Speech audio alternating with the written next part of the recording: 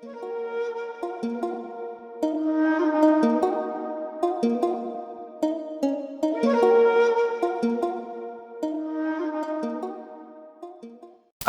harta halal kita dapatkan, tapi belum tentu baik untuk kita. Ada harta itu baik, tapi belum tentu halal. Kalau berkah, kedua hal ini terpenuhi, yaitu baik dan halal, mudah-mudahan menjadi berkah. Tapi juga ada harta ketika kita bertambah, dia halal, baik, tapi tidak memberikan keberkahan. Apa yang dimaksud dengan keberkahan? Bertambahnya amal soleh dari nikmat yang Allah titipkan kepada kita, ziyadatul amal.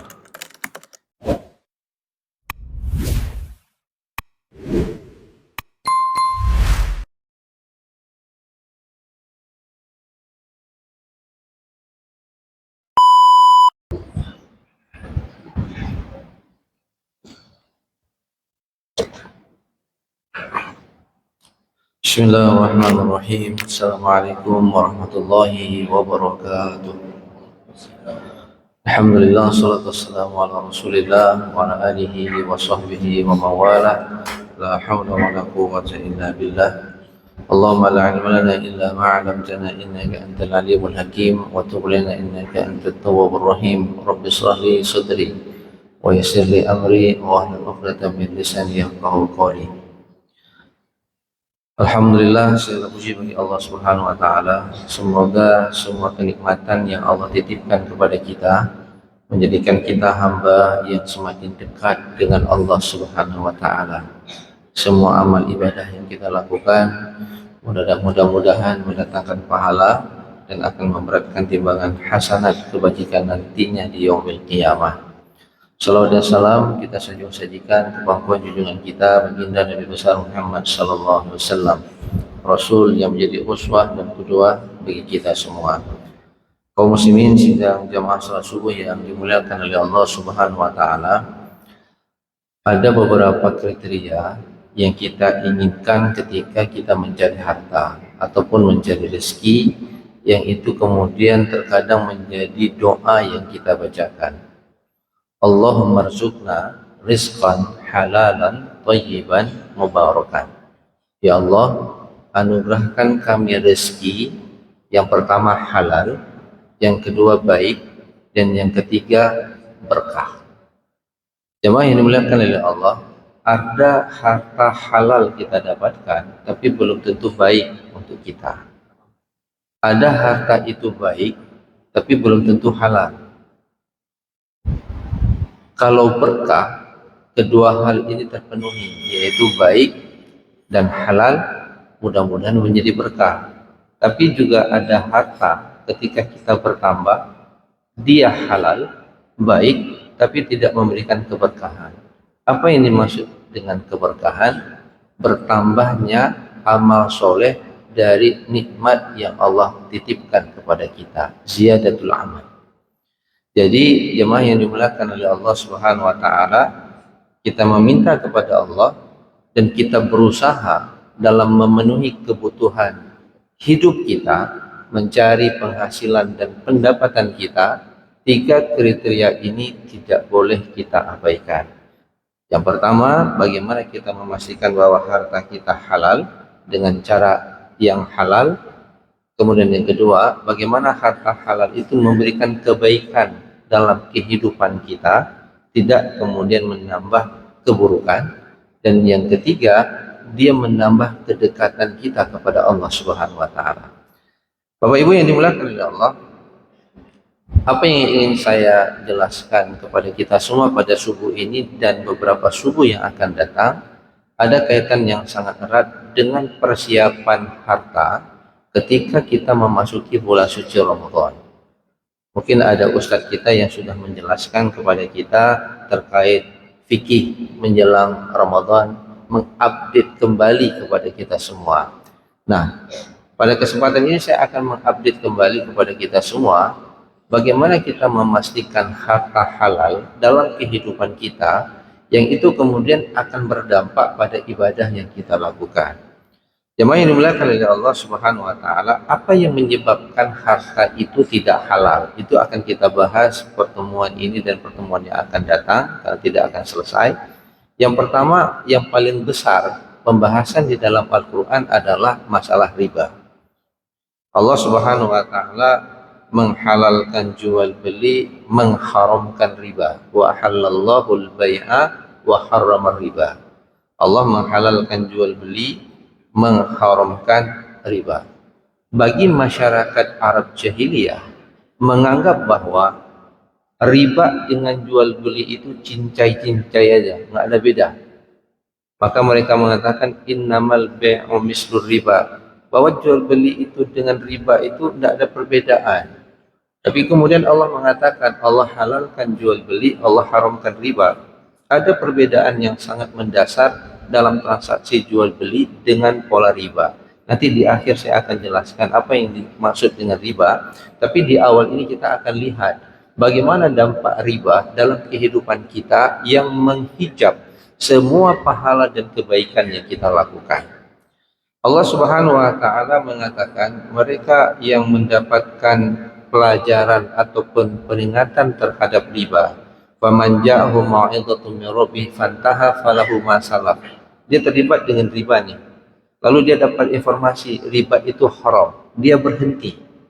Ketika dia berhenti, maka Allah mengatakan falahu ma salaf. Semua yang dikerjakan itu mudah-mudahan dimaafkan oleh Allah Subhanahu wa taala.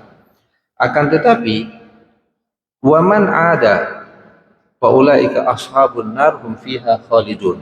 Barang siapa yang kemudian dia sudah mengetahui riba itu haram, lalu dia tetap mengerjakan, maka Allah Subhanahu wa taala mengatakan ashabun nar. Mereka itu adalah penghuni neraka. Di awal surah Al-Baqarah ayat 275, Allah Subhanahu wa taala menjelaskan mereka yang terbiasa terlibat dengan transaksi ribawi, dia punya profil. Alladzina ya'kuluna riba la yaqumu illa kama yaqumul ladzi yatakhabbathu syaitanu minal mas. Mereka yang terlibat dengan riba, dalam tafsir pertama diungkapkan bahwa nanti di yaumil qiyamah mereka dibangkitkan dalam keadaan sempoyongan seperti orang gila. Jadi nanti ketika dia berbangkit, dia itu ketika berjalan seperti orang gila. Jadi orang bisa mendiagnosa ini orang riba. Mabuk dia. Tafsir yang lain mengatakan bahwa mabuk itu bukan hanya nanti di yaumil qiyamah, tapi juga di dunia. Bagaimana indikasinya? Dia itu gila dalam mencari harta, cukup tidak cukup, bekerja 24 jam. Kalau kita lihat uangnya udah banyak, tapi dalam dirinya dia merasa miskin. Sip hansip, hani piuh bekerja, sehingga tidak punya waktu untuk duduk di dalam masjid, nambah iktikaf sedikit, tidak ada waktu dia bercengkrama dengan keluarganya, tidak ada waktu untuk bertemu dan mengantar anak-anaknya. Kenapa? Karena dia sibuk mencari harta. Akhirnya kita lihat macam lagi orang mabuk dalam minta harta. Itu dampak yang pertama. Dampak yang kedua, yamhaqullahu riba wa yurbis shadaqat.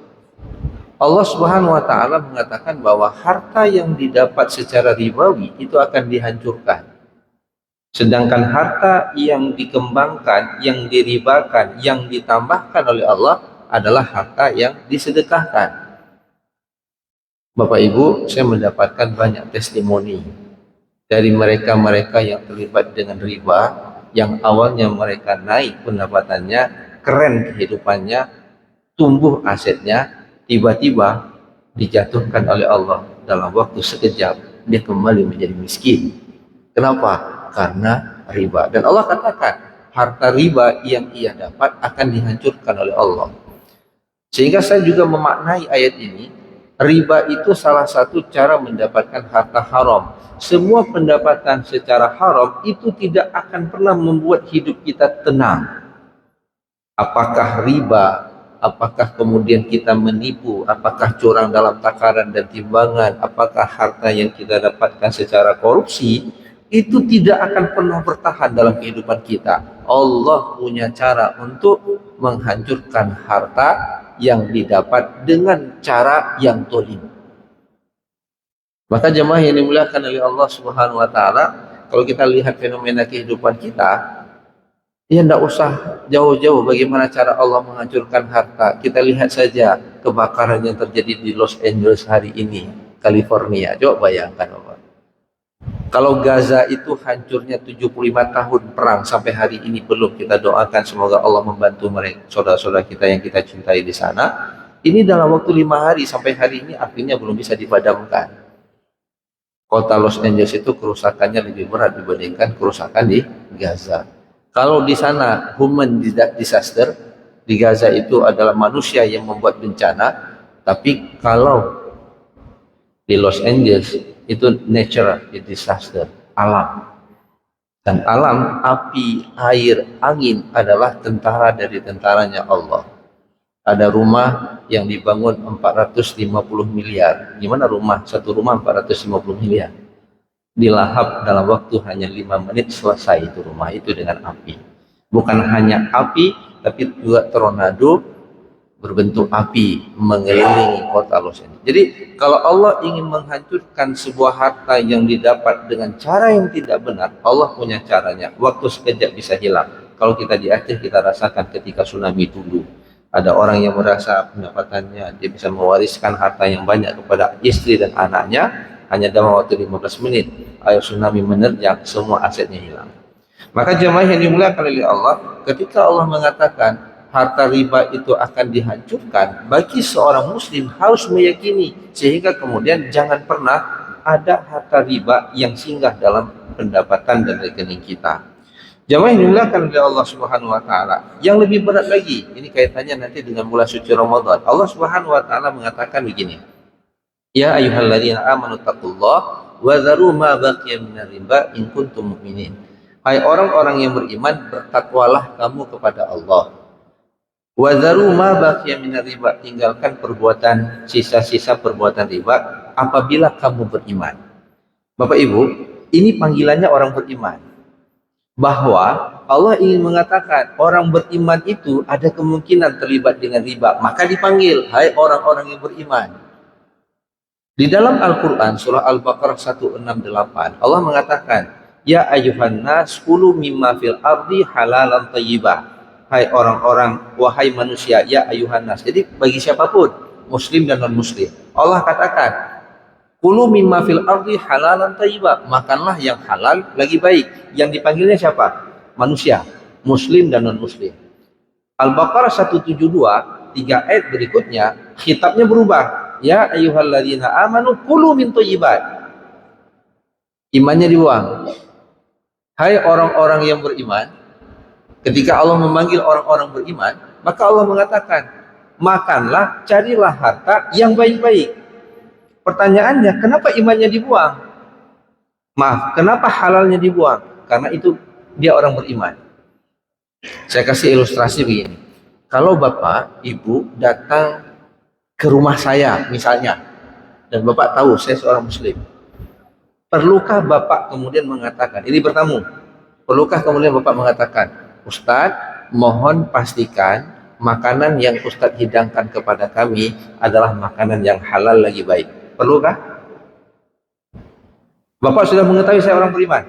Orang beriman sudah selesai dengan halal.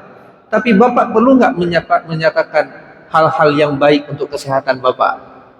Ustadz, tolong kalau airnya itu jangan banyak gula, Ustadz. Kenapa? Saya diabetes. Perlu nggak? Perlu. Maka bagi orang beriman, mengingatkan makanan yang baik itu menjadi penting. Maka Allah mengatakan, ya ayyuhalladzina amanu kulu min thayyibat. Hai orang-orang yang beriman, makanlah yang baik-baik. Yang halal udah selesai karena iman. Jadi nggak mungkin, Ustaz Yasir, tolong ya dagingnya itu jangan daging babi, daging kambing gitu. Kenapa? Karena konstruksi keimanan saya membuat saya akan menghidangkan sesuatu yang halal. Tapi saya tidak tahu apakah makanan yang halal ini baik untuk Bapak. Maka Bapak perlu mengatakan, Ustaz, mohon maaf Ustaz, saya nggak bisa lagi kena daging kambing. Kenapa? Karena kambing kemarin sudah serbu saya. Kenapa darah tinggi, Pak? Nah, perlu disampaikan. Nah, Bapak Ibu yang dimuliakan oleh Allah, jadi ketika Allah mengatakan ya ayyuhalladzina amanu taqullaha wa dzaru ma baqiya minar riba in kuntum mu'minin, Allah mengatakan hai orang-orang yang beriman, bertakwa kamu kepada Allah. Ciri orang yang bertakwa kepada Allah, dia meninggalkan riba. Kalau dia tidak meninggalkan riba, Allah katakan tinggalkan perbuatan riba jikalau kamu beriman. Kalau kamu tetap berbuat riba, maknanya kamu tidak beriman. Kalau kita tidak beriman, ngapain kita puasa? Itu yang saya katakan. Karena orang yang berpuasa itu yang dipanggil adalah orang beriman. Ya ayyuhalladzina amanu kutiba alaikumusiyam. Tujuannya untuk apa? La'allakum tattaqun. Hai orang-orang yang beriman, berpuasalah kamu. Tujuan terakhir adalah untuk mencapai takwa. Kita tidak mencapai takwa karena ciri orang yang bertakwa salah satunya meninggalkan perbuatan riba. Kalau dia hari ini masih terlibat dengan riba, masih punya keinginan mengembalikan sistem ribawi di Aceh, berarti dia tidak beriman. Kalau dia tidak beriman, ngapain dia puasa? Karena puasanya tidak akan diterima oleh Allah. Di sini nanti kita bisa memahami bagaimana kemudian Rasulullah SAW mengatakan, kam min shaimin laisa lahu min siyamihi illal ju' wal 'atash. Banyak yang puasa tidak dapat apa-apa kecuali lapar dan dahaga. Salah satu penyebab terhijabnya pahala karena aktivitas ribawi yang ia lakukan. Maka kemudian pada ayat berikutnya, fa illam taf'alu fa'dzanu biharbin minallahi wa rasulih wa in tubtum falakum ru'usu amwalikum la tadrimuna wa la tudlamun. Apabila kamu tidak mau meninggalkan perbuatan riba, maka Allah mengatakan akan kami perangi. Yang perang sama Israel masih aman-aman, kita masih bisa lawan. Itulah kita. Tapi kalau perang sama Allah, kita tidak akan pernah menang karena Allah yang menguasai dunia dan segala isinya. Rabb yang menguasai dunia dan segala isinya. Maka jamaah yang dimuliakan oleh Allah, perbuatan riba, terlibat dengan kegiatan riba, itu dosanya sangat besar dan dampaknya sangat besar dalam kehidupan kita. Kalau di dalam hadis Rasulullah mengatakan, ar-riba salah satu wasab'una baban aysaruha mislu ayyankiha rajul ummahu. Dari Abdullah bin Mas'ud, Nabi bersabda, riba itu memiliki 73 pintu. Dosa riba yang paling ringan itu sama sebagaimana dia menzinai ibu kandungnya sendiri. Nauzubillah min dzalik. Dalam hadis yang lain kemudian Rasulullah mengatakan, dirham riba ya'kuluhu rajul wa huwa ya'lam asyaddu min sittati wa salasina zina. Rasulullah mengatakan, satu dirham dari uang riba yang kamu nikmati, yang kamu dapat, lalu kamu nikmati uang riba itu, sedangkan kamu tahu ini riba. Ya, ini riba. Allah, riba bacut, hanya pupulah. Sikit-sikit riba, apa-apa lah katanya. Nanti kita tobat. Apa kata Rasulullah? Dia ngambil hanya satu dirham dan dia tahu bahwa itu riba, maka dosanya lebih berat dibandingkan berzina 36 kali. Jadi jangan pula dibalik, oh berarti saya lebih bagus berzina dibandingkan ambil riba. Itu juga nggak boleh. Zina itu haram. Riba itu dosanya lebih haram, gitu bahasanya. Lebih berat hukumannya dibandingkan berzina 36 kali. Nah, jemaah yang dimuliakan oleh Allah Subhanahu wa taala, karena waktu kita terbatas, insya Allah kita akan sambung minggu yang akan datang. Saya ingin menjelaskan bagaimana transaksi riba itu terjadi dalam kehidupan keseharian kita dengan lebih sederhana. Karena nanti di dalam Al-Quran, riba itu dibagi kepada dua. Di dalam Al-Quran ada riba jahiliyah, ada riba al-qardu. Sedangkan dalam transaksi jual beli, riba jahiliyah dengan riba al-qardu ini bisa kita terjemahkan secara sederhana adalah riba yang terjadi karena hutang piutang. Sedangkan di dalam hadis itu riba yang terjadi dalam pertukaran harta dan dalam transaksi bisnis yang bisa menimbulkan aspek ribawi. Secara spesifik insya Allah, karena waktu kita cepat sekali, subuh kita ini sudah agak akhir, ini sudah 6:30, insya Allah kita akan lanjutkan pada minggu yang akan datang bagaimana riba itu sebenarnya terjadi dalam transaksi kehidupan keseharian kita, sehingga kemudian kita bisa memastikan dan menghindari mana yang riba, mana yang tidak riba. Nah, kenapa ini kemudian saya jelaskan kembali? Sebenarnya kajian ini sudah beberapa kali kita bahas di masjid ini beberapa waktu yang lalu, karena kita perlu bersih-bersih Pak dari harta haram yang masih ada dalam rekening kita. Jadi kesiapan kita menghadapi Ramadan, salah satu hal yang sangat penting adalah jangan pernah ada harta haram yang kita konsumsi. Kenapa? Karena apabila kita mengkonsumsi harta haram, ibadah kita itu tidak diterima selama 40 hari. Ramadan itu cuma 30 hari. Kalau kita konsumsi pendapatan secara ribawi di dalam bulan suci Ramadan, maka ibadah kita tidak ada arti sama sekali. Tidak mendapatkan pahala, apalagi kemudian menginginkan kita mendapatkan posisi menjadi orang-orang yang bertakwa di hadapan Allah Subhanahu wa taala. Jadi jemaah yang dimuliakan oleh Allah, kita coba update kembali pemahaman kita.